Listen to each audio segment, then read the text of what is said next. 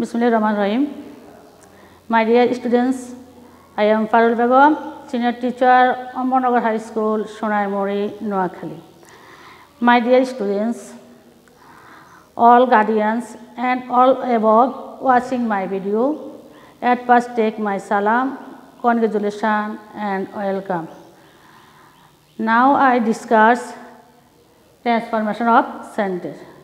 সুপ্রিয় শিক্ষার্থীবৃন্দ, তোমাদের সবাইকে আবারও অনলাইন ক্লাসে স্বাগতম জানিয়ে শুরু করছি আমার আজকের ক্লাস।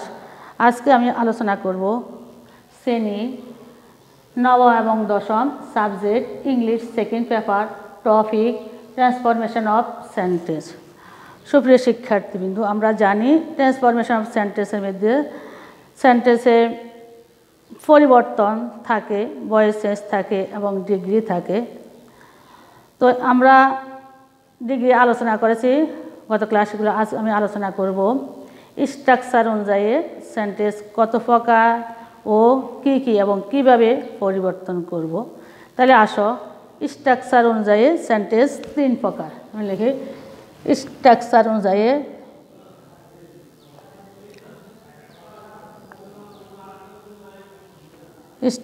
অনুযায়ী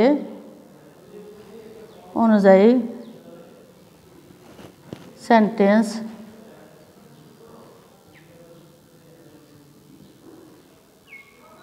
তিন প্রকার।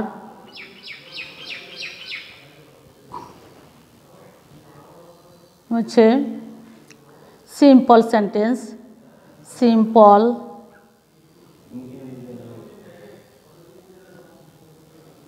সিম্পল সেন্টেন্স,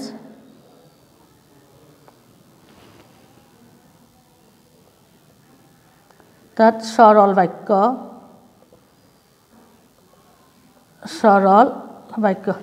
আমি একটা উদাহরণ লিখি।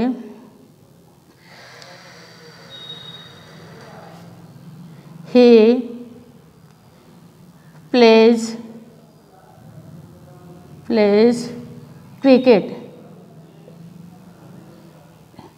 Cricket every day. সুপ্রিয় শিক্ষার্থীবৃন্দ, তোমরা লক্ষ্য করো এখানে কি কি আছে। তাহলে আমরা দেখতেছি এখানে একটা সাবজেক্ট আছে, তাহলে এটা কি? এই প্লেটা হচ্ছে একটা ফাইনাইট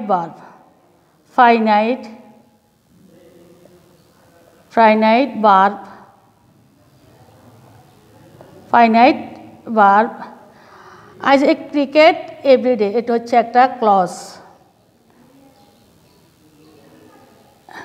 এটার বাংলা হচ্ছে একটা সেন্টেন্সের অংশ, ক্লজ। তাহলে এবার আমরা সহজে বলতে পারি সিম্পল সেন্টেন্স কাকে বলে। তাহলে এই উদাহরণ থেকে সহজে আমরা এটা সংজ্ঞায়িত করতে পারি। তাহলে আমরা বলতে পারি যে সেন্টেন্সের একটি সাবজেক্ট, একটি ফাইনাইট ভার্ব এবং একটি ক্লজ থাকে, তাকে বলা হয় সিম্পল সেন্টেন্স। তাহলে সুপ্রিয় শিক্ষার্থীবৃন্দ, তোমরা লক্ষ্য করো একটা উদাহরণের মাধ্যমে অনেক সহজে আমরা সিম্পল সেন্টেন্সের সংজ্ঞায়িত করতে পারলাম। এখানে একটা প্রশ্ন তোমরা জিজ্ঞেস করতে পারো, ফাইনাইট ভার্ব কি বা কাকে বলে, বা আমরা কীভাবে ফাইনাইট ভার্ব চিনব। তাহলে ফাইনাইট ভার্ব চিনবে আমরা যেই ভার্ব দেখে টেন্স চিনা যায় তাকে বলা হয় ফাইনাইট ভার্ব। তাহলে আমরা অতি সহজে একটা উদাহরণ থেকে সিম্পল সেন্টেন্সকে সংজ্ঞায়িত করতে পারলাম। তাহলে এবার আসো কমপ্লেক্স সেন্টেন্স,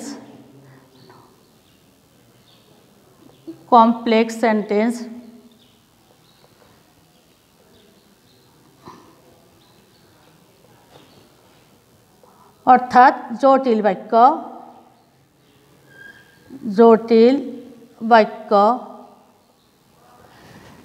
তাহলে কমপ্লেক্স সেন্টেন্স আমরা একটা উদাহরণের মাধ্যমে সংজ্ঞায়িত করার চেষ্টা করব। তাহলে আমরা একটা উদাহরণ দেখি।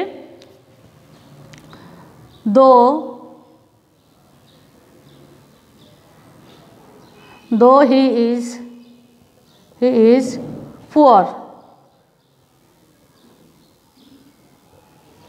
he is honest.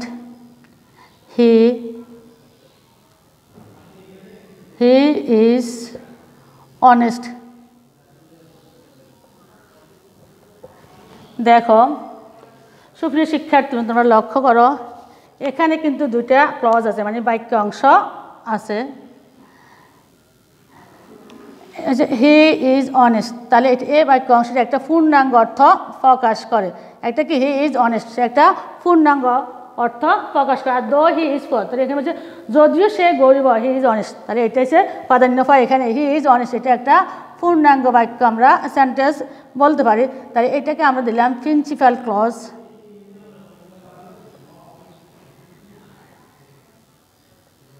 Principal clause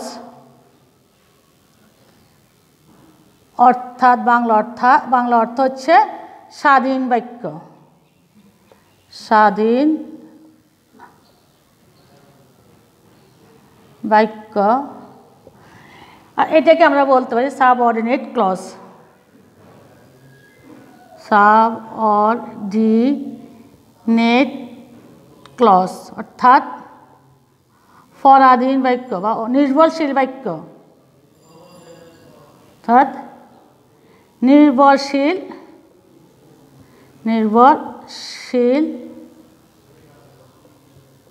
বাক্য দেখো হি ইজ অনেস্ট সে সৎ কিন্তু সে গরিব তাহলে এই সেন্টেন্সটার উপর দো হি ইজ পুয়ার এটা নির্ভরশীল সুতরাং আমরা এটাকে বলতে পারি নির্ভরশীল বাক্য আর হচ্ছে কি প্রিন্সিপাল ক্লজ মানে প্রিন্সিপাল বাক্য তাহলে এই উদাহরণ থেকে আমরা সহজে কমপ্লেক্সকে সংজ্ঞায়িত করতে পারি তাহলে আমরা বলতে পারি যেই সেন্টেন্সের একটি মাত্র প্রিন্সিপাল ক্লজ এবং এক বা একাধিক সাবঅর্ডিনেটেড ক্লজ থাকে তাকে আমরা বলি কমপ্লেক্স সেন্টেন্স তাহলে যে সেন্টেন্সে একটি মাত্র প্রিন্সিপাল ভার্ব এবং এক বা একাধিক সাবঅর্ডিনেট ক্লজ থাকে তাকে বলি আমরা কমপ্লেক্স সেন্টেন্স অর্থাৎ জটিল বাক্য এবার আসো আমরা কম্পাউন্ড দেখি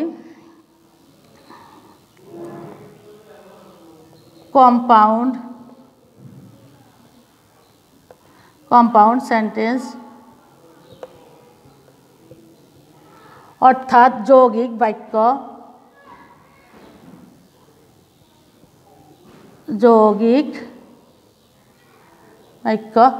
তাহলে আসো দেখি প্রিয় শিক্ষার্থী বন্ধুরা আমরা এটাকে একটা উদাহরণের মাধ্যমে সংজ্ঞায়িত করার চেষ্টা করব একটি আমি এক্সাম্পল লিখি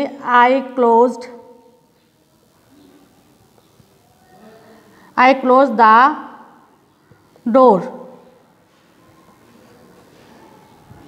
and went back to work.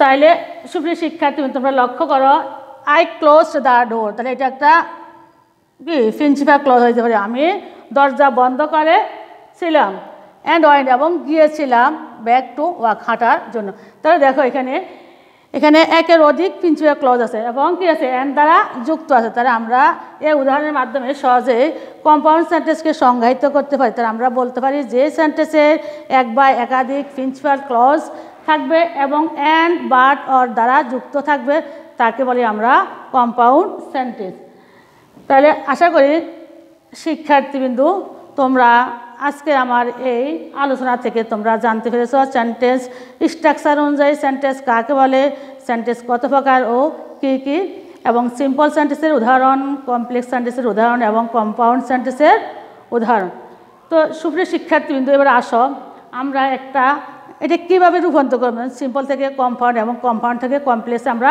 রূপান্তর করব তাহলে সেটা আমরা একবার এখন দেখব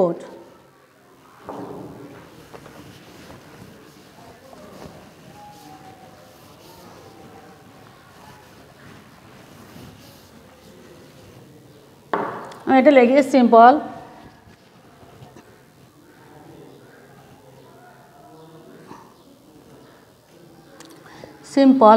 একটা উদাহরণ লিখি আমি ডিসপাইট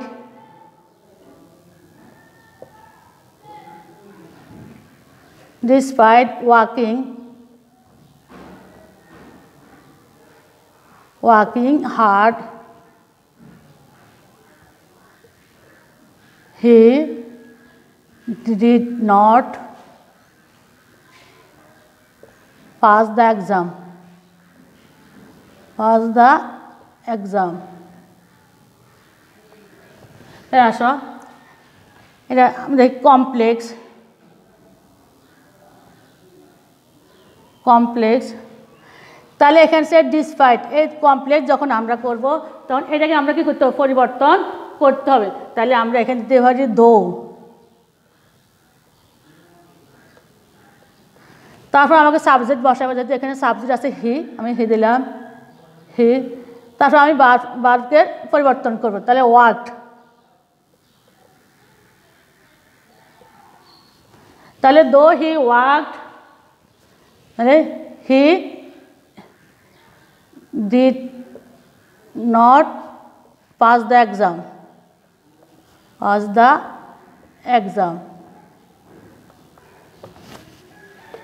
তাহলে সুপ্রিয় শিক্ষার্থীবৃন্দু আমরা কিসের পরিবর্তন করলাম আমরা এখানে ড্যাশপাইড আছে ড্যাশপাইডের পরিবর্তে আমরা দিলাম দো এবং এই যে ওয়াকিং ভার্ব এটাকে আমরা পরিবর্তন করলাম ওয়ার্কড তাহলে দো হি worked he did not pass the exam এবার আসো compound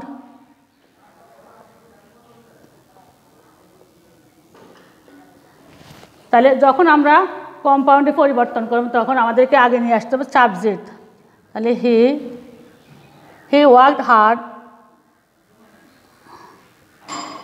worked hard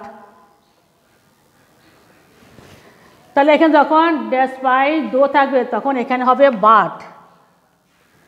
but he did not pass the exam তো সুপ্রিয় শিক্ষার্থীবৃন্দ তোমরা আশা করি এই সিম্পল কমপ্লেক্স কম্পাউন্ড কীভাবে আমরা সিম্পল থেকে কমপ্লেক্স করলাম এবং কমপ্লেক্স থেকে কম্পাউন্ড করলাম আশা করি তোমরা বুঝতে পারো তো সুপ্রিয় শিক্ষার্থীবৃন্দ আজকের এই পাঠ থেকে আমরা কী জানলাম আমরা জানলাম স্ট্রাকচার অনুযায়ী সেন্টেন্স কত প্রকার ও কী এবং উদাহরণের মাধ্যমে সেটা জানার সংজ্ঞায়িত করার চেষ্টা করলাম এবং একটা কীভাবে ট্রান্সফরমেশন করবো আমি পরিবর্তন করব সিম্পল থেকে কমফর্ট এবং কমপ্লেক্স পরিবর্তন করব আশা করি তোমরা বুঝতে পেরেছ তোমরা এটা বেশি করে বাড়িতে প্র্যাকটিস করবে এবং তোমরা যদি এটা বুঝতে পারো তাহলে আমার এই শ্রমটা সার্থক হবে আশা করি তোমরা পরম আল্লাহ তাআলার অশেষ মেহেরবানিতে ভালো আছো ভালো থাকবে সে আশা উদ্দীপনা রেখে আমি আমার ক্লাস এখানে শেষ করলাম আবারও দেখা হবে তোমাদের জন্য আগামী ক্লাসে আবারও দেখা হবে তোমাদের সাথে আগামী ক্লাসে সেজন্য ভালো থাকো থ্যাংক ইউ এভরিবডি